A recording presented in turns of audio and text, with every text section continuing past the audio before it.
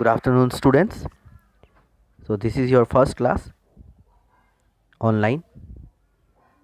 Hope you are enjoying other classes.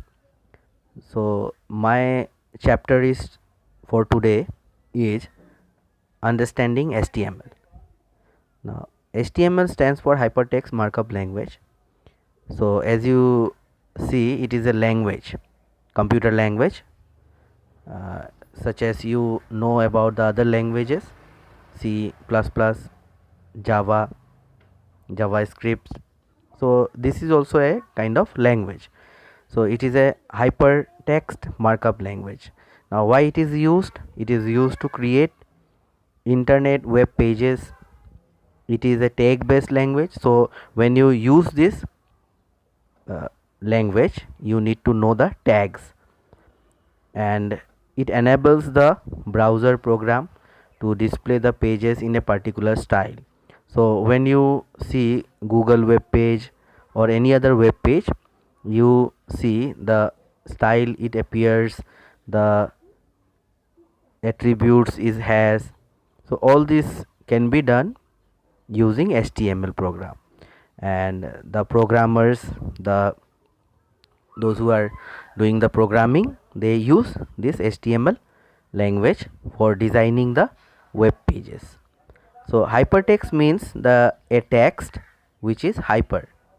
Now if we talk about hyper, what is the meaning of hyper? If we click on it, we may jump to another page, web page on the same website, or another web page on the some other websites.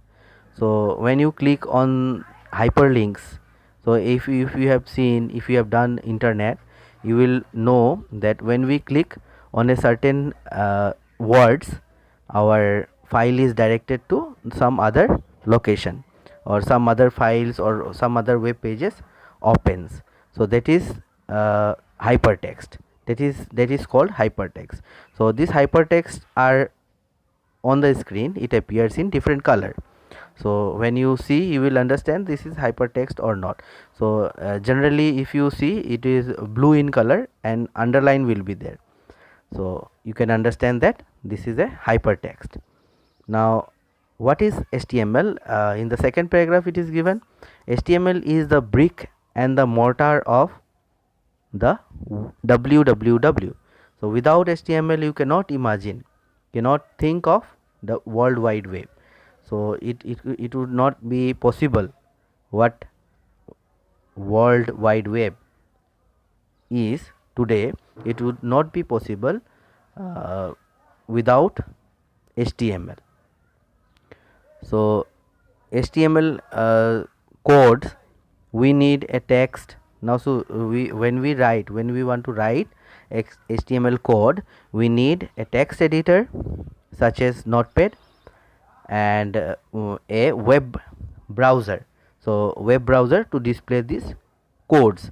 So codes, when you write the codes and when you complete it, you save it, and then when you save it and when you open it in the web browser, you will find the output. Not the codes will not appear there, the output will appear there. We have here working with HTML documents. Now to work with HTML documents, two basic tools are needed: a text editor to create and save the document, a web browser to view them.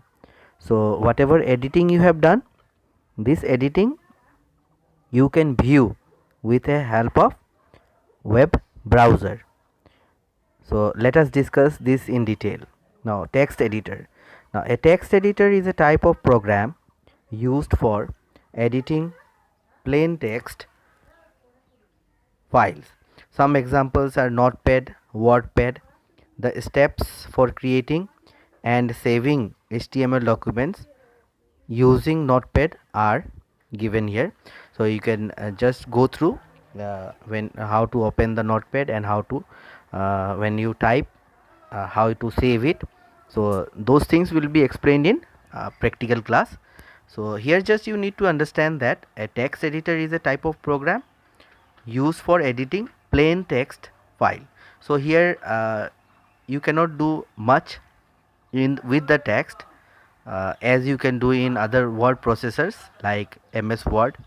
So here just simply you can type the words, and then you have to save it, and you can view it in a web browser.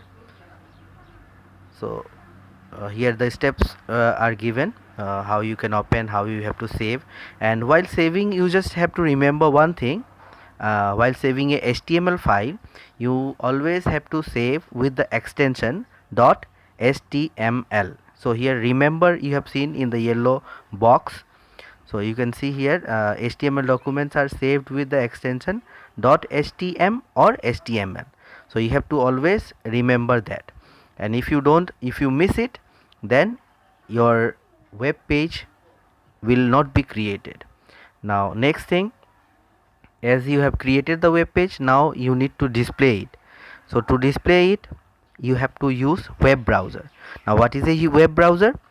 A web browser is a program or a software application for retrieving, presenting, and transversing information resource on the World Wide Web.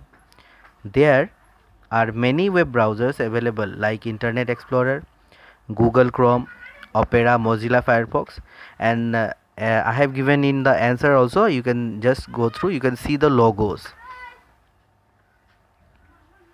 Now about different web browsers, if we go in page number 22, you will see it is written about Internet Explorer, Mozilla Firefox, Google Chrome. So Internet Explorer is one of the, you can say, one of the first web browsers. So it was Windows Explorer is also known as, it is also known as Internet Explorer. So its real name is Windows Internet Explorer. It is also known as MSIE, that is Microsoft Internet Explorer. IE is a series of graphical web browser developed by Microsoft. So Microsoft has developed this web browser, so that's why it is known as MSIE. Next is Mozilla Firefox. It is a free web browser and designed by Mozilla Corporation. So the as Internet Explorer was designed by Microsoft, the company was Microsoft. Here Mozilla Firefox is designed by Mozilla Corporation. It is the second most popular web browser in terms of current use worldwide. So according to the book, so it is currently second most popular web browser. And next is Google Chrome. Google Chrome is a web browser developed by Google.